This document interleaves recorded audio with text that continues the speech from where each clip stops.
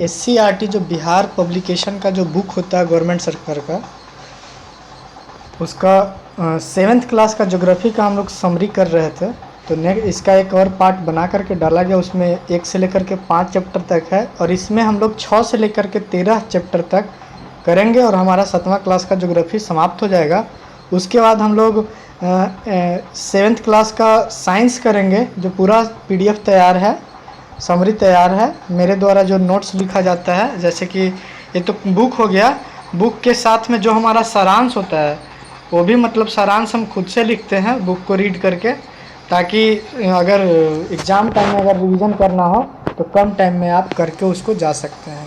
तो बुक में से लिखा गया है, कोई आउटी चीज़ नहीं लिखा गया है, बुक में जो दिया गया है उसी को लिखा गया। देखिए जैसे 6 चैप्टर का ये बुक का पार्ट हो गया, और ये जो हम सारांश बनाए हैं उसका पार्ट है, एकदम 1 लाइनर 1 वर्ड में हम बोल सकते हैं। तो इस प्रकार से बनाया गया है। चलिए हम लोग 6 चैप्टर को स्टार्ट करते हैं, क्योंकि 5 चैप्टर हम लोग पढ़ लिए थे 5 चैप्टर तक। अगर आप नए हैं तो जाकर के आप प्लेलिस्ट में वीडियो को देख सकते हैं। जीके का जो प्लेलिस्ट बनाया हुआ है उसमें आपको पूरा वीडियो मिल जाएगा। जीके का जितना भी प्लेलिस्ट है उसमें जो भी वीडियो है, आप अगर उस सारे को अगर देख लेते हैं तो सभी वीडियो से 1 या 2 क्वेश्चन फिक्स आपको एग्ज़ाम में देखने को मिलेगा। तो आप जा कर के उसको देख सकते हैं, आपके एग्ज़ाम के लिए वो उपयोगी सिद्ध होगा। तो आइए हम 6ठा चैप्टर जो है हमारा 7th क्लास का, वो हमारा पर्यावरण है। आप लोग को पता है कि डेट 22 तक जो लेट फाइन के साथ भर सकते हैं, तो वो अभी तक क्या बोला जाता है, तो ज़्यादा है तो 22 तक भर सकते हैं। लेकिन एग्ज़ाम का जो डेट है, एग्ज़ाम का डेट में कोई एक्सटेंशन नहीं हुआ है, 24 अगस्त से लेकर के 27 अगस्त के बीच में ही होगा। और ये सूत्रों के मुताबिक ये पता चल रहा है कि एग्ज़ाम में काफ़ी अधिक संख्या हो रही है, क्योंकि फॉर्म फिलअप 7.93 लाख हो चुका था, 93 लाख हो चुका था, जिसमें हम बोले तो 7 लाख कम से कम, 7 लाख से पार, 7 लाख से प्लस, और 7 से 7.5 लाख के बीच में 1 to 5 में भीड़ बढ़ रहा है। तो 1 to 5 वाले जितने भी लोग हैं, जोर शोर से अपना मेहनत कर दीजिए, क्योंकि पीछे आप क्या पढ़े ना पढ़े उसका मतलब नहीं है। अभी से आपको जो भी टाइम मिल रहा है, 19 दिन इसमें और 24 दिन उसमें, तो आपको जो भी 40-42 दिन है उसको आप अच्छे से, ये ही 42 दिन आप अगर पढ़िएगा तो आपका रिजल्ट श्योर होगा। पहले आप क्या पढ़े हैं नहीं पढ़े हैं उससे कोई मतलब नहीं है, क्योंकि भीड़ 1 to 5 में बहुत ज़्यादा बढ़ गया है। देखिए ये जो है ना सारांश, ये आपको 9-10th में भी काम देगा, ये सारांश आपको 11-12 में भी काम देगा। ये आप जान लीजिए। हाँ, 11-12 वाले लोग को उनका जो 11-12 क्लास में जो है चैप्टर उससे संबंधित रहेगा, लेकिन जो उनका क्या बोला जाता है जीके जीएस का जो सेक्शन है जनरल पेपर का पार्ट 2 का, वो सब्जेक्ट ओरिएंटेशन छोड़ करके जो पार्ट है उससे आपको इसमें क्वेश्चन देखने को मिल सकता है। तो सबके लिए ज़रूरी है, इसलिए हम 7वां से लेकर के 10वां तक का हम सारांश बना रहे हैं, कोशिश कर रहे हैं कि बन जाएगा। सारा चीज़ PDF तैयार हो रहा है, बस वीडियो बनाने में लेट लगता है, इसलिए आपको वीडियो थोड़ा मिल रहा है रुक रुक करके। और हाँ, आप लोग शेयर नहीं करते हैं, ये भी बहुत बड़ा रीज़न है वीडियो मेरे द्वारा नहीं बनाने का। अगर आप लोग अच्छे से शेयर कीजिएगा, लाइक कीजिएगा, कमेंट कीजिएगा, सब्सक्राइब कीजिएगा, तो हम रोज़ वीडियो आप लोग को प्रोवाइड NCERT का करवा देंगे। और अभी से 40-42 जो दिन है उसमें आप बहुत अच्छा एग्ज़ाम में स्कोर कर सकते हैं। तो चलिए, पर्यावरण, हमारा जो पर्यावरण है, देखिए बहुत सारा ऐसा सब्जेक्ट मतलब साइंस का चैप्टर है जो आपका हूबहू BPSC का सिलेबस में जो दिया है उसमें बताया गया, क्योंकि पर्यावरण से 7 से 8 क्वेश्चन आपको मिलेंगे देखने को, 5+ तो एनी हाउ रहेंगे, ठीक है ना। तो ये सब आपको बुक से ही मिलेंगे, नहीं कि आपको अलग बुक पढ़ना है, वो साइंस में ही कंसिस्ट होंगे। और कुछ पर्यावरण के बारे में हम कुछ एक्स्ट्रा वीडियो बना करके डाल चुके हैं, ग्लोबल वार्मिंग के बारे में, आप उसको भी देख लीजिएगा तो आपका पूरा कंप्लीट हो जाएगा। तो फौजी चाचा के बगीचे में रवि, डेविड, आयु और रजिया खेल रहे थे। वहाँ अनेक तितलियाँ उड़ रही थी तथा पेड़ों पर चिड़ियाँ भी चहचहा रही थी। ये सब कहानी है कि हमारा पर्यावरण में क्या क्या होते रहता है, वही मतलब पूरा कहानी कहा जा रहा है। क्योंकि कोई भी NCERT या SCERT का बुक हो तो वो टू दी पॉइंट ना बता करके वो कहानी के माध्यम से बच्चों के अंदर रुचि पैदा करते हैं, और रुचि पैदा करके बाद में वो ज्ञान का अर्जन करते हैं। तो पौधों को पानी दे रहे हैं, फौजी चाचा ने बच्चों को बात सुन, ये सब कहानी है, ठीक है ना। तो जो नोट्स हम बनाए हैं इसी बुक से बनाए हैं, तो उसको हम लोग देख लेते हैं और हमारा 6 चैप्टर खत्म हो जाएगा। पेड़ पौधे क्या लेते हैं? सांस लेते हैं। तो सांस लेने के क्रम में वो CO2 वायुमंडल में से CO2 अपने ऑक्सीजन सांस लेने के दौरान वो लेते हैं, और O2 सांस प्रक्रिया के दौरान, श्वसन प्रक्रिया के दौरान O2 छोड़ते हैं, ठीक है ना। तो ये चीज़ आप रख लीजिएगा। ऑक्सीजन को छोड़ते हैं जिसको हम लोग लेते हैं, और हम लोग छोड़ते हैं CO2, उसको पेड़ पौधे ग्रहण करते हैं। तो हम कह सकते हैं कि पेड़ पौधे मानव जीवन के लिए बहुत ही उपयोगी हैं। अब आइए, वायुमंडल में क्या क्या हम लोग को मिलता है। तो वायुमंडल में हम लोग को प्राकृतिक, जैसे प्राकृतिक रूप से हम लोग देखेंगे तो वायुमंडल हम लोग का प्राकृतिक मंडल है।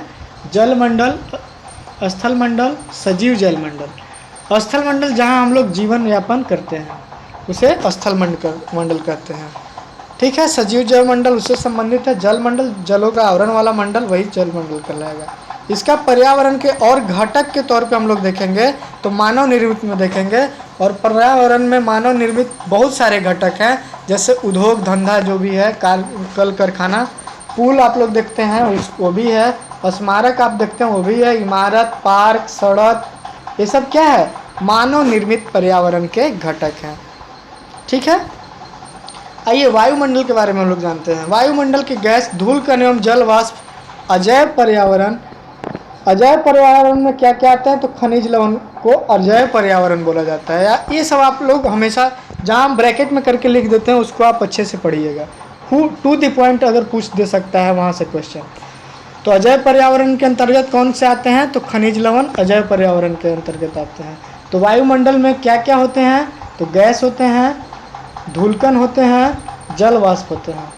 जैव मंडल में क्या क्या होता है? तो जैव मंडल हमारे पेड़ पौधे और सजीव जगत से मिल करके जैव मंडल का निर्माण होता है। सजीव जगत को जैव पर्यावरण भी बोला जाता है। सजीव जगत को जैव पर्यावरण भी बोला जाता है। जैव मंडल किनके मिल से बनता है? तो पेड़ पौधे और सजीव जगत। सजीव जगत कहने का मतलब हम लोग जीव जंतु और पेड़ पौधे से संबंधित जो मंडल हुआ वो जैव मंडल कहलाएगा, ठीक है। आइए पारितंत्र जिसको इकोसिस्टम बोलते हैं, इसको हम लोग समझते हैं। पारितंत्र सजीवों के आपसी एवं पर्यावरण के बीच परस्पर निर्भरता को पारितंत्र कहते हैं। जैसे हम आपको ऊपर जो बता रहे थे कि पेड़ पौधे जो ऑक्सीजन अपना छोड़ते हैं वो हम लोग क्या करते हैं? इनहेल करते हैं। और जो हम लोग एक्सहेल करते हैं, एक्सहेल मतलब जो उच्चोश्वास होता है, मतलब सांस जब हम लोग छोड़ते हैं तो CO2 छोड़ते हैं। CO2 गैस को कौन ले लेता है? पेड़ पौधे ले लेते हैं। तो हम लोग के लिए क्या है? उपयोगी हुए कि नहीं हुए? तो इसी प्रकार कहा गया कि सजीव के आपसी एवं पर्यावरण के बीच परस्पर निर्भरता पारितंत्र कहलाता है। जैसे सजीव हो गया, सजीव में क्या हो गया? पेड़ पौधे, हम लोग, सब लोग, और पर्यावरण जो हमारे आसपास का क्षेत्र है, ये सब के बीच परस्पर निर्भरता होता है, और इस तंत्र को पारितंत्र के नाम से जाना जाता है। यही हमारा छठा चैप्टर में था। क्वेश्चन है उसको हम लोग देख लेते हैं। इनमें कौन सी प्राकृतिक पर्यावरण की वस्तु है? क्वेश्चन पूछ देगा आपसे, तो क्या आप आंसर दीजिएगा? पुल क्या है? तो कृत्रिम है, हम आपको ऊपर बताए भी थे।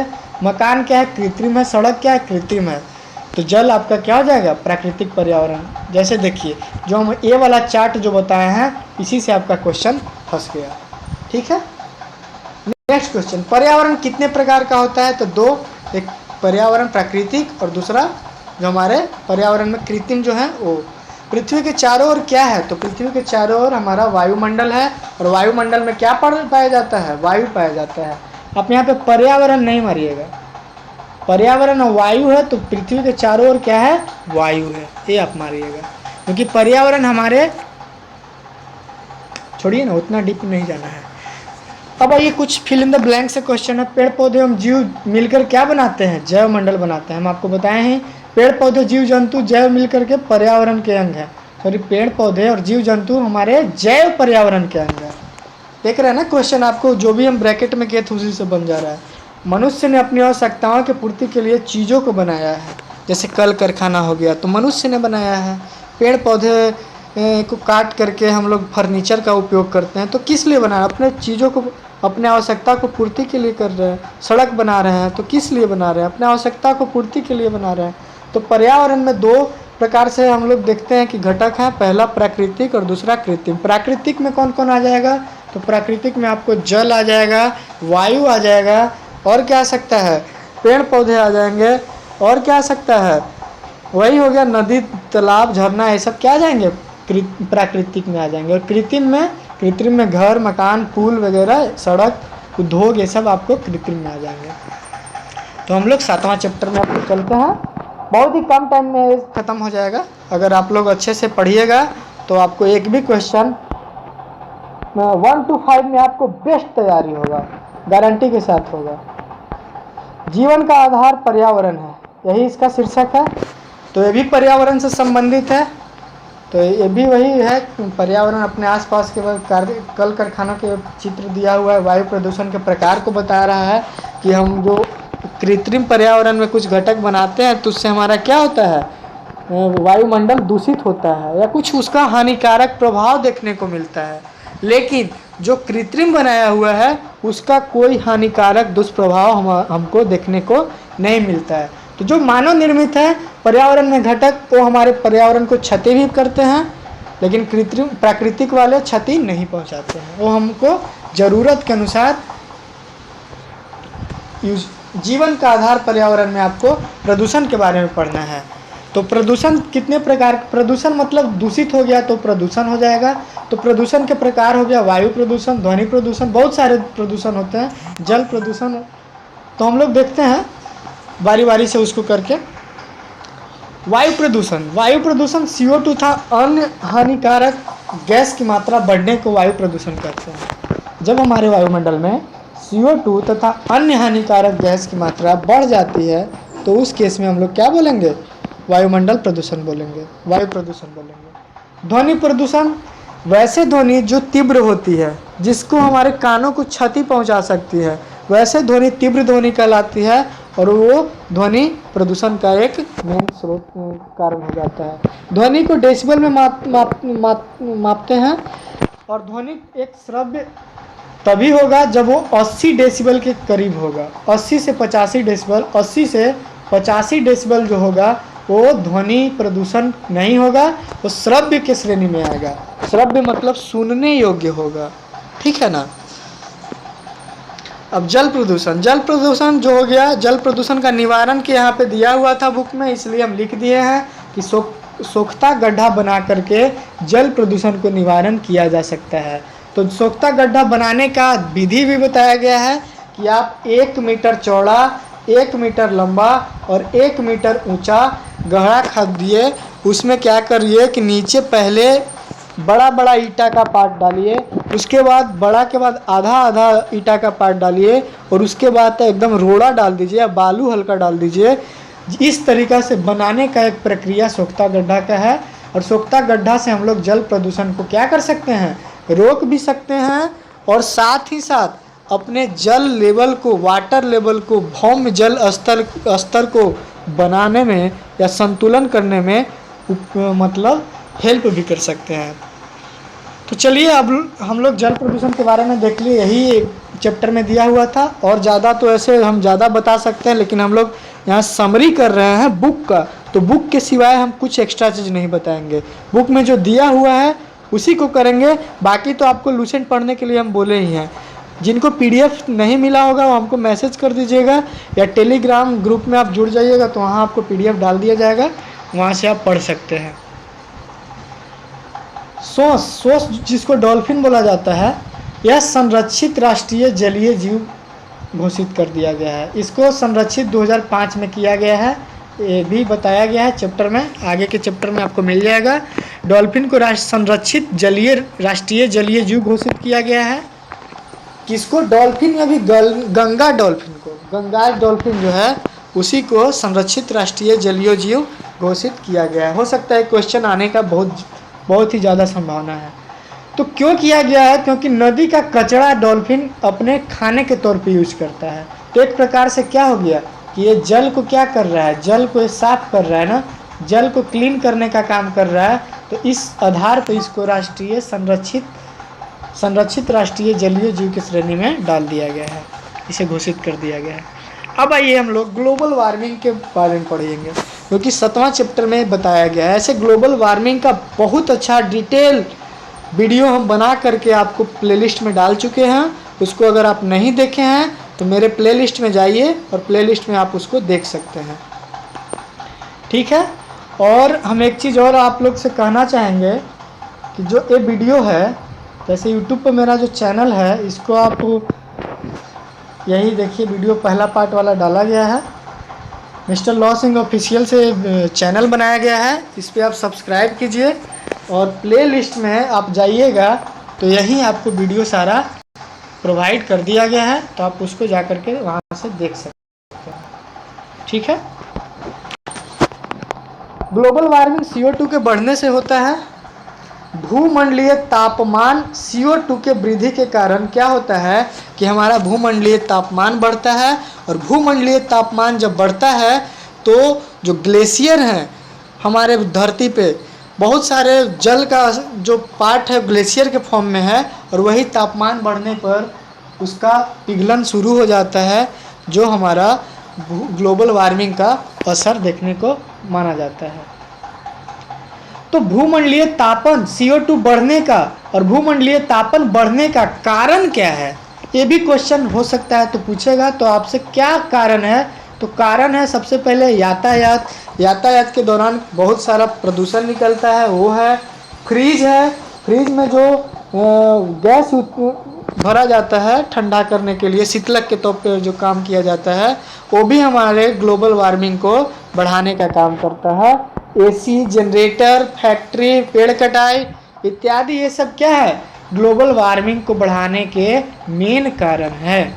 चलिए नेक्स्ट आइए, अब नेक्स्ट चैप्टर हम लोग पढ़ेंगे, क्योंकि ये ही आपको 7वां चैप्टर में था। कुछ क्वेश्चन है, इनको आप कर लीजिए। जल प्रदूषण हो रहा है पौधों के कटाव से, पानी पीने से, वाहन चलाने से, पानी में दूषित पदार्थ मिलाने से। जल प्रदूषण कैसे होगा? पानी में दूषित पदार्थ मिलाने से। नदी तालाब के पानी को शुद्धता हो सकती है कैसे? मछली पालन से। आपको बताएं कि गंगा डॉल्फिन को क्या किया गया है, संरक्षित राष्ट्रीय जलीय जीव घोषित किया गया है। क्यों? क्योंकि मछली पानी के अंदर जो भी कचरा है उसको अपने भोजन के तौर पे इस्तेमाल करती है, तो पानी को स्वच्छ करने का काम करती है। बढ़ती जनसंख्या के कारण क्या है? वृक्षों का तेजी से कटाव। हाँ, जनसंख्या बढ़ रहा है तभी वृक्ष कट रहा है, क्योंकि चौकी नहीं मिलेगा, आपको पलंग नहीं मिलेगा तो सो नहीं पाइएगा। घर बनाइएगा तो उसमें खिड़की जंगला लगाने के लिए आपको क्या चाहिए? फर्नीचर चाहिए। तो वृक्षों का तेजी से कटाव हो रहा है, भवनों का निर्माण हो रहा है, आधारभूत संरचना का निर्माण हो रहा है। तो उपयुक्त में से सभी क्या है? बढ़ती जनसंख्या का कारण हो सकता है। पर्यावरण संरक्षण के लिए क्या किया जाना चाहिए? क्या किया जाना चाहिए? तो खूब पौधा लगाइए, बहुत अच्छा ऑप्शन है। गंदे जल की उचित निकासी का प्रबंधन रखिए। हाँ, गंदे जल को आप सोखता के माध्यम से उसको स्वच्छ कर लीजिए, तब आप उसको जमीन के अंदर जाने दीजिए। उससे क्या होगा, आपका जल स्तर भी आपके क्षेत्र में बना हुआ रहेगा, और साथ ही साथ कह सकते हैं कि उससे क्या होगा, पर्यावरण संरक्षण भी होगा। गाड़ियों का कम उपयोग कीजिएगा तो ये भी पर्यावरण संरक्षण हो। तो उपयुक्त में से सभी आंसर हो जाएगा। क्या है, खाली जगह में CO2 गैस वाला प्रदूषण पैदा करता है, सही बात है। ध्वनि की तीव्रता को डेसिबल में मापा जाता है, सही बात है, आपको पढ़ा दिया गया। डॉल्फिन को संरक्षित राष्ट्रीय जलीय जीव घोषित किया गया है, ये आपका ऑब्जेक्टिव क्वेश्चन हम लोग कर चुके। अब नेक्स्ट चैप्टर 8 में आते हैं। 8वां चैप्टर जो है, मानव पर्यावरण अंतःक्रिया लद्दाख प्रदेश में जनजीवन। तो अभी से हम लोग 3 से 4 8 हुए ना, तो 5 राज्यों के बारे में पढ़ना है। यहाँ पे लद्दाख प्रदेश के बारे में पढ़ेंगे। पर्यावरण में ही दे दिया, पर्यावरण में वैसे कुछ राज्य हैं जिनके बारे में पढ़ना बहुत ज़रूरी है कि उस क्षेत्र में क्या पाई जाती है, क्या विशेषता है। तो यही हमारा 8वां चैप्टर 7वें क्लास का कहता है। तो लद्दाख के बारे में, जून माह के एक रविवार को दिनेश अपने दोस्त सानू के घर गया हुआ था। वहाँ उसकी भेंट दिनेश से चाचा से हुई। वो सेना में मेजर हैं, द्रास सेक्टर में। मतलब द्रास सेक्टर कहाँ है, तो लद्दाख के क्षेत्र में है। अभी अभी घर पहुँचे थे दिनेश ने, उनका अभिवादन किया, चरण स्पर्श किया, ये सब कहानी आपको मिल रहा है, ठीक है ना। तो क्वेश्चन क्या पूछता है कि क्या बोल रहा है कि सामान में ऊनी टोपी मौजे स्वेटर कोट देखकर दिनेश को आश्चर्य हो रहा है कि गर्मी मौसम में चाचा इन गर्म कपड़े, हाँ वो इसलिए वो लड़का पूछ रहा है, चाचा उसके आए तो, कि गर्मी के सीज़न में वो घर पे छुट्टी आए थे, तो लद्दाख में तो हमेशा ठंडा रहता है, तो वहाँ स्वेटर मोजा ये सब वो निकाल रहे थे अपने बैग एंड बैगेज में से। तो निकालते समय देख रहा था तो पूछा कि क्या वहाँ पे गर्मी के दिनों में भी गर्मी कपड़ों का यूज किया जाता है, यही पूछ रहा है, कपड़ों का बक्से में क्यों रखे हुए हैं, वो क्वेश्चन पूछा। तभी वही चाचा उसको लद्दाख के बारे में कहानी बताने लगते हैं। तो आइए लद्दाख के बारे में हम लोग पढ़ते हैं। मानव पर्यावरण जनता क्रिया और लद्दाख के प्रदेश में हिम भूमि।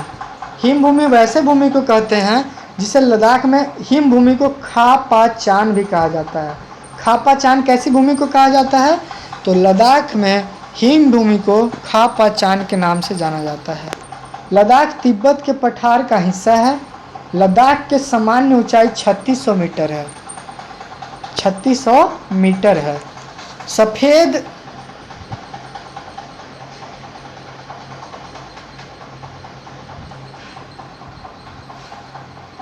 सफ़ेदा वेद के वृक्ष, घास एवं छोटी झाड़ियाँ लद्दाख के क्या हैं, ये सब पेड़ पौधे के बारे में बताया जा रहा है।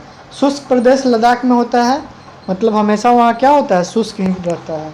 लद्दाख की नदियाँ कौन कौन सी हैं, तो लद्दाख की नदियाँ सिंधु है, श्योक है, और क्या है, ब्रूस हो आदि, ये सब क्या है, लद्दाख की नदियाँ हैं। एनिमल कौन कौन से लद्दाख में हैं, तो याक हैं, यही लद्दाख का मुख्य एनिमल जाना जाता है।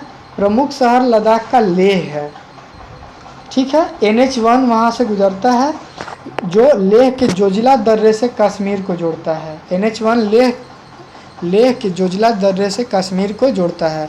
तो यहाँ से एक क्वेश्चन ये भी बन गया कि जोजिला दर्रा किस दो क्षेत्रों को जोड़ता है। जोजिला दर्रा जो है किन दो क्षेत्रों को जोड़ता है, तो लेह और कश्मीर को जोड़ने वाला दर्रा क्या है, जोजिला।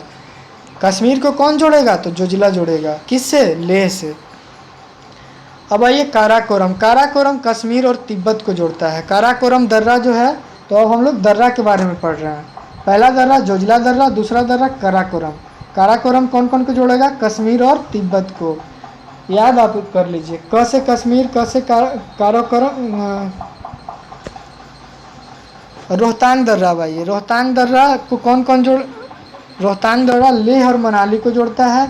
यहाँ पे ही आपको रोहतांग सुरंग बनाया गया है। लद्दाख के निवासी ईरानी और मंगोल प्रजाति के हैं। पूछ सकता है कि लद्दाख के मूल निवासी कौन से होते हैं, तो ईरानी और मंगोली वहाँ के क्या हैं, मूल निवासी हैं। ईरानी क्या होते थे, तो बाल्टोरो और मुसलमान हुआ करते थे, और मंगोल बौद्ध धर्म से संबंधित हुआ करते थे। और बौद्ध धर्म से संबंधित वहाँ मठ होता है। मठ को क्या बोला जाता है, गोपा बोला जाता है। बौद्ध धर्म से संबंधित मठ को क्या बोला जाता है, गोपा बोला जाता है। ये सब जो इनर क्वेश्चन है, इनर क्वेश्चन से ही आपको क्या मिलेगा, एग्जाम में क्वेश्चन देखने को मिलेगा। तो बौद्ध मठ कहाँ कहाँ है, तो हेमिस, थिक्से और लामयूरू में बौद्ध मठ देखने को मिलते हैं। ये आपका लद्दाख के बारे में पूरा डिटेल हम लोग कर लिए। अब पूरा क्वेश्चन, पूरा बुक पढ़ने से अच्छा है मेरा ये वीडियो 1 घंटा का आप देख लीजिए, आपका पूरा बुक खत्म हो जाएगा। लद्दाख की जलवायु शुष्क है क्योंकि, और ऐसे आप अगर बुक पढ़ने चलिएगा ना, तो आपको एक दिन में भी वो पूरा बुक नहीं पढ़ने पर लगेगा, क्योंकि एक तो बोरिंग है, दूसरा में बहुत ज़्यादा क्या है, बहुत ज़्यादा मात्रा में कंटेंट है, तो आप वो नहीं पढ़ पाइएगा। और आपको एक वीडियो में आपको पूरा बुक मिल जा रहा है, तो कम बात है।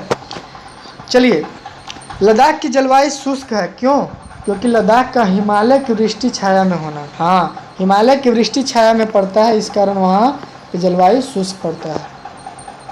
लद्दाख में पाए जाने वाले महत्वपूर्ण जानवर क्या हैं, तो याक हैं। और भी भेड़ बकरियाँ पाए जाते हैं, लेकिन महत्वपूर्ण जानवर क्या है, तो याक को माना जाता है।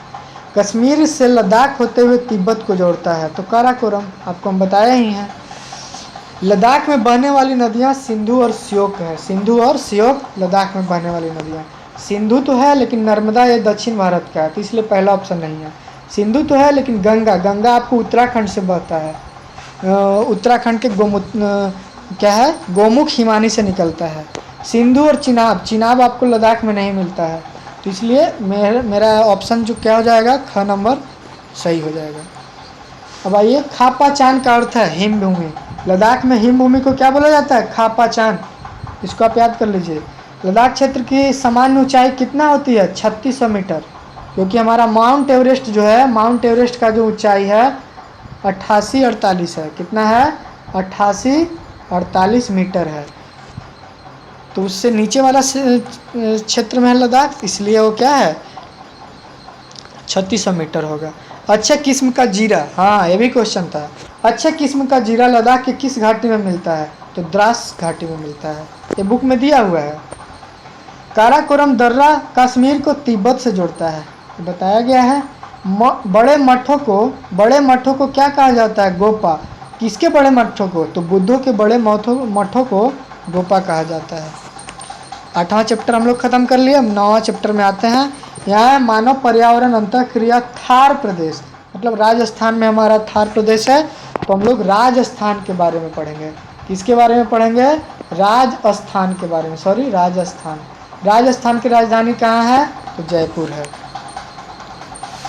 चलिए, यहाँ गर्मी होता है इसलिए गर्मी से रिलेटेड क्वेश्चन आएगा। थार मरुस्थल, थार मरुस्थल कहाँ है, तो राजस्थान के और गुजरात में है। गुजरात के भी कुछ पार्ट, कच्छ के जो क्षेत्र हैं वो थार मरुस्थल में आते हैं। इसका यहाँ पे ये कैसा क्षेत्र बनाता है, तो शुष्क बना रहता है, अत्यधिक गर्मी पड़ती है, दिन में गर्मी और रात में ठंडा, क्योंकि बालू की अत्यधिकता के कारण जब बालू दिन में 10 बजे धूप के बाद होते होते बहुत गर्म हो जाता है, तो बालू रिफ्लेक्ट ऊष्मा करता है और ऊष्मा के रिफ्लेक्शन से पूरा वातावरण गर्म हो जाता है। और वही जब बालू रात में शीत पड़ने की वजह से ठंडाता है, तो ठंडक के दौरान वो ठंडा हो जाता है और वो रात में ठंडा वातावरण बना देता है। तो वहाँ पे दिन में गर्मी और रात में ठंडा देखने को मिलता है। थार मरुस्थल हमारे देश के पश्चिमी भाग में है। थार के बीच में अरावली की पहाड़ी है। औसत वर्षा जो है 25 सेंटीमीटर है, समझिए कितना कम है औसत वर्षा। थार के बीचों बीच अरावली की पहाड़ी है। अरावली की पहाड़ी एक क्या बोला जाता है, अवशिष्ट पहाड़ी है, बचा हुआ है, घिसा पीटा बचा हुआ है। अब बहुत पुरानी भी पहाड़ी इसको बोला जा सकता है कि सबसे पुराना पहाड़ कौन सा है, माउंट एवरेस्ट तो नवीन है, नवीन और वलित है, सॉरी हिमालय की जो पर्वत श्रेणी है वो हमारा नवीन है। कैसा है, नवीन और वलित है, नवीन और वलित है। आपको जो पीछे वाला जो वीडियो था उसमें हम आपको बताए हैं चट्टान वाले चैप्टर में, आप उसको नहीं देखें तो देख लीजिए एक बार, ये सब बता दिया गया है। तो ज़्यादा हम एक्स्ट्रा नहीं बताएंगे, जो बुक में है वही बताएंगे। औसत वर्षा राजस्थान में कितना होगा, थार क्षेत्र में 25 सेंटीमीटर। 25 सेंटीमीटर के आसपास होने वाले क्षेत्र को क्या बोला जाता है, वो नहीं बोल सकते हैं। कम वर्षा और बालू के कारण यहाँ कंटीली झाड़ियाँ होती है। कंटीली झाड़ियाँ का मेन वजह क्या है, कम वर्षा और बालू का होना। कौन कौन से मुख्य हैं पेड़ पौधे, तो कीकर, बबूल, खजूर, खेजड़ी। और खेजड़ी को राजस्थान का गौरव कहा जाता है, आप याद रखिएगा, खेजड़ी वृक्ष को राजस्थान का गौरव कहा जाता है। आप एक क्वेश्चन ये भी याद रखिए बंगाल से, बंगाल का आतंक, बंगाल का आतंक किसे कहा जाता है, ये पर्यावरण संबंधित क्वेश्चन है।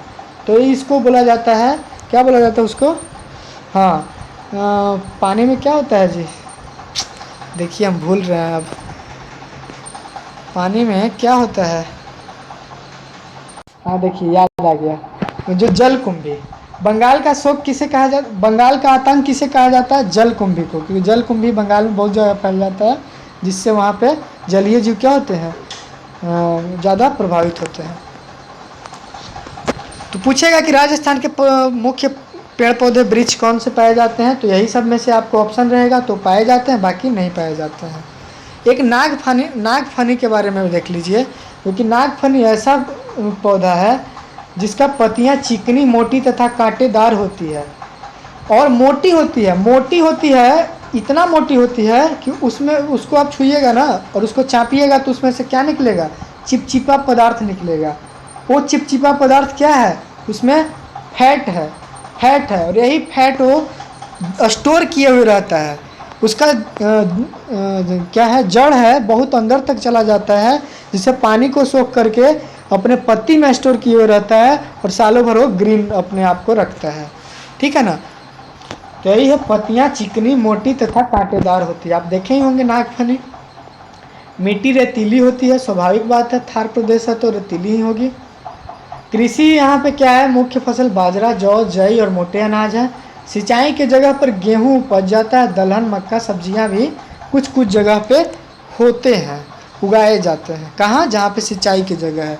क्योंकि आपको एक चीज़ और हम बताए थे कि सतलज नदी पे बांध बना करके, सतलज नदी पर बांध बना करके सरदार सरोवर नहीं सरदार सरोवर बांध, इंदिरा गांधी एक नहर है, एक क्या है, इंदिरा गांधी एक नहर है जो यहाँ के लिए सिंचाई का कार्य यहाँ का चलता है। अब आगे देखिए, मुख्य भोजन हो गया, नहीं मुख्य भोजन नहीं हुआ। मुख्य भोजन बाजरे की रोटी है। यातायात का मुख्य साधन ऊँट है, और ऊँट को रेगिस्तान का जहाज भी कहा जाता है। क्यों? क्योंकि ऊँट बालू पे अच्छे से चल पाता है, जिसके कारण उसको चलने में कठिनाई नहीं होता है। उसका मेन कारण ये है क्योंकि उसका जो खुर है, खुर में कोई जगह नहीं रहता है, खुर उसका एकदम फ्लैट होता है। और गाय और भैंस का खुर देखिएगा कि उसमें क्या होता है, 2 पार्ट में बटा हुआ रहता है, लेकिन ऊँट का खुर फ्लैट होता है, जो बालू के अंदर बहुत कम धंसता है, और चलने में उसको दिक्कत नहीं होता है। उसके वजह से रेगिस्तान का जहाज कहा जाता है। यातायात का मुख्य साधन ऊँट को माना जाता है। सिर पर पगड़ी गर्मी में लोग बांधते हैं, जिसको साफा कहा जाता है। एक क्वेश्चन आपको पूछ देगा कि साफा किस राज्य के लोग अपने सिर पर बांधते हैं, तो राजस्थान के थार मरुस्थल के लोग सिर पर पगड़ी गर्मी से बचने के लिए बांधते हैं, जिसको साफा कहा जाता है। कहीं कहीं घास के हरियाली भाग मिलता है, जिसे नखलिस्तान कहा जाता है। संभाविक बात है, अगर जहाँ पे हरियाली नहीं है, थार प्रदेश है जहाँ वर्षा नहीं हो रहा है, और वहाँ आपको हरियाली देखने को मिल रहा है, तो कोई उसका रीज़न होगा ही होगा। तो उस चीज़ को इम्पोर्टेंट भी माना जाएगा, क्योंकि वो क्या है, अपवाद है। तो अपवाद में उस जगह का नाम दे दिया गया। उस जगह को क्या कहा जाता है, नखलिस्तान या मरुधान कहा जाता है। मरुस्थल का उद्यान मरुद्यान। ठीक है। अब आगे देखिए, यहाँ कुछ खनिज भी प्रमुख हैं। जिप्सम, संगमरमर, जो मकराना, संगमरमर के लिए मकराना का तट बहुत फेमस है। यहीं से ताजमहल के लिए संगमरमर मंगाया गया था शाहजहाँ के द्वारा। छींटदार इमारती पत्थर, जो इमारत बनाने में उपयोगी होता है। लिग्नाइट, कोयला का जो है। तांबा, जो खेजड़ी का मुख्य जो खान है, तांबा के लिए प्रसिद्ध है। ये सब आप देख लीजिए अच्छे से। अभ्रक, नमक आदि यहाँ का मुख्य खनिज है। जो हम बता रहे हैं उसको आप अच्छे से रिकॉल कर लीजिए। आपको याद है तो अच्छी बात है, और नहीं याद है तो इसको आप एक बार रिवीजन एग्जाम से पहले ज़रूर कर लीजिएगा। मुख्य व्यवसाय क्या क्या है, तो मुख्य व्यवसाय आपको मूर्ति बनाना है, पत्थरों को काट करके चूड़ियाँ बनाना है, हाथी दांत की वस्तु बनाना है, हाथी को दांत के तराश करके वहाँ के लोग नक्काशी करते हैं। कपड़ों पर रंगाई और छपाई भी मुख्य यहाँ का व्यवसाय माना जाता है। पानी का साधन क्या है, तो पानी का मुख्य साधन कुआं और बावड़ियों है। थार प्रदेश के मुख्य शहर में से कौन कौन है, बीकानेर, जैसलमेर, बाड़मेर और जोधपुर। ठीक है ना। जयपुर यहाँ मुख्य शहर नहीं माना जा रहा है। आपको बुक में जयपुर को मुख्य शहर नहीं बताया गया है, इसलिए हम नहीं बता रहे हैं। आपके मन में संशय उत्पन्न होने का एक स्वाभाविक हम समझ रहे हैं, लेकिन जो बुक में दिया हुआ है उसी को हम बता रहे हैं। ऐसे जयपुर तो क्या है, राजस्थान का राजधानी है, लेकिन बुक में ऐसा नहीं बताया गया मुख्य शहर के तौर पे। मुख्य शहर के तौर पे सिर्फ बीकानेर, जैसलमेर, बाड़मेर और जोधपुर को बताया गया है। देखिए आ गया जो हम बता रहे थे, बताने की कोशिश कर रहे थे, लेकिन नहीं बताया क्योंकि सोचे कि वो एक्स्ट्रा चीज़ हो जाएगा, लेकिन नहीं, इसी में था। सतलज नदी पर बांध बना करके भाखड़ा नांगल बांध जो बनाया गया है, उसी से इंदिरा गांधी नहर, राजस्थान जिसे राजस्थान नहर भी कहा जाता है, इस नहर से सिंचाई बीकानेर, गंगानगर और जैसलमेर के क्षेत्रों में किया जाता है। तो जो हम बता रहे थे आपको, वो आपको आ गया। और जो हम एक वर्ड निकाल दिए थे सरदार सरोवर बांध, क्या निकाले थे? सरदार सरोवर बांध, वो नर्मदा नदी पर है और उसी नदी के तट पे सबसे ऊंची, विश्व की सबसे ऊंची इमारत सरदार वल्लभ भाई पटेल का इमारत बनाया गया है नरेंद्र मोदी के द्वारा। उसकी ऊंचाई उसको भी बताया गया है, हम बताएंगे आपको, एक्स्ट्रा चीज़ हो जा रहा है। तो सरदार सरोवर बांध कहाँ पे है? तो गुजरात में है, नर्मदा नदी के तट पर है। अब आइए नेक्स्ट, इसका वैकल्पिक क्वेश्चन कर लेते हैं, क्योंकि हम लोग के एग्जाम में भी वैकल्पिक क्वेश्चन ही आता है। थार रेगिस्तान फैला है गुजरात और राजस्थान में। साफा कहते हैं सिर पर बांधने वाले पगड़ी को। थार प्रदेश में पाए जाने वाले खनिज हैं संगमरमर, अभ्रक, ये भी है, संगमरमर, जिप्सम, ये भी है, बॉक्साइट, संगमरमर, ये भी है, संगमरमर, कोयला, ये सब है। ऑप्शन वैसा मिसलेनियस नहीं दिया हुआ है। नखलिस्तान का अर्थ है रेगिस्तान में हरियाली वाला क्षेत्र, सही है। भारत के पश्चिमी भाग में थार है, रेगिस्तान का जहाँ झूठ है। राजस्थान सर सतलज नदी पर बनाया गया बांध है, राजस्थान नहर सतलज नदी पर बनाया गया, ठीक है। थार रेगिस्तान का मुख्य शहर जैसलमेर, बीकानेर, जोधपुर और बाड़मेर है। क्वेश्चन भी आपको दे दिया। चलिए अब आइए नेक्स्ट चैप्टर, 10वां चैप्टर। यहाँ आपको अपना बिहार प्रदेश के बारे में पढ़ना है। मानव पर्यावरण अंतःक्रिया अपना प्रदेश बिहार। तो बिहार के लिए आप अच्छे से, इस वीडियो में तो हम आपको जो बुक में दिया हुआ है बताया भी गया जा रहा है, लेकिन एक वीडियो हम बिहार से संबंधित आधा घंटा का बनाएंगे, जहाँ बिहार के जनसंख्या, जनगणना के बारे में पूरा रहेगा, बिहार के भौतिक स्वरूप, विविधता, खनिज फसल, कृषि, मुख्य साधन, यातायात के सब जो है उसमें रहेगा, और बिहार के करंट अफेयर से संबंधित एक वीडियो आपको बना देंगे, तो आपका सारा चीज़ कंप्लीट हो जाएगा।